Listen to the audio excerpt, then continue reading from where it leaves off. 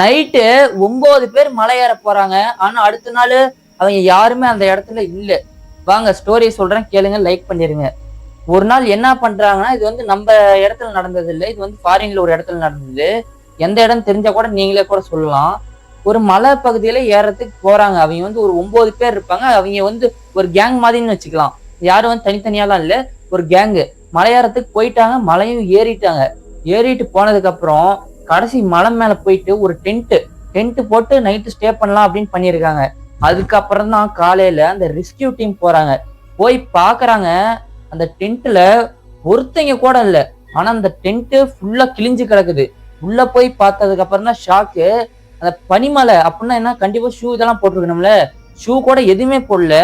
அப்படியே வந்து எல்லாம் போயிருக்காங்க. அதுக்கப்புறம் இவங்கள தொலைவியே ஆகணும் அப்படின்னு வெளியில போய் செக் பண்ணியிருக்காங்க. செக் பண்ணும்போது தான் தெரிஞ்சிருக்கு. வெளியில போய் பார்த்ததுக்கு அப்புறம் தான் சில பேர் பனிக்குள்ள மாட்டி இருக்கிறாங்க. அப்புறம் மண்டை உடைஞ்சு போய் கிடக்குது. நாக்கே துண்டாயிடுச்சு அப்படின்னா நீங்க நம்ப மாட்டீங்க. நாக்கே துண்டாயி அங்க கிடந்திருக்கு. அத பார்த்த உடனே எல்லாமே ஷாக் ஆயிட்டாங்க. ஆனா நல்லா சர்ச் பண்ணி பார்த்தம்போது, அங்க யாருமே சண்டை பண்ணிக்கவும் கிடையாது.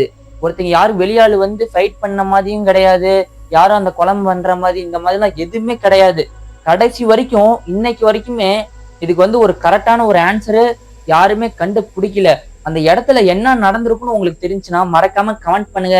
நம்ம சேனல சப்ஸ்கிரைப் பண்ணுங்க. அப்புறமேட்டு தான் உங்களுக்கு நெக்ஸ்ட் வீடியோ இதே மாதிரி ஒரு இன்ட்ரெஸ்டிங்கா வரும். நானே சொல்லும்போது ஷாக் ஆயிட்டேன். இந்த விஷயத்த உங்களுக்கு